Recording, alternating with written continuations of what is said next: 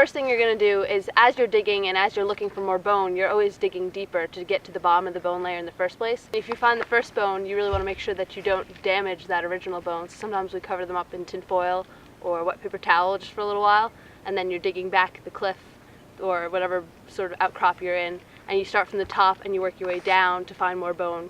You don't want to just dig straight in because you might end up breaking the bone in half in the process of finding it.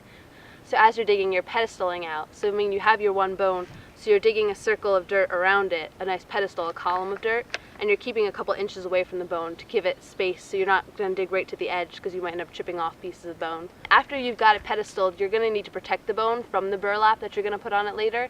So we took wet sand and placed that really gently on top, or paper towel that's wet, to keep the burlap and the plaster from touching the bone, because it'll stick to the bone and break it when the proprietor's trying to get it off again. And then afterwards, you get to put on the top jacket.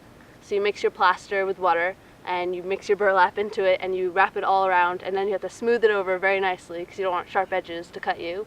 And then afterwards, after it dries, you can dig out the bottom of the pedestal that you've made in order to flip it back over again. And then in order to jacket it some more, you need to trim down the jacket so that it's not so heavy to carry out. So you trim off the extra burlap that you've put on there with all the plaster and dig out the dirt until you find bone again, and then you need to make sure those surfaces are protected.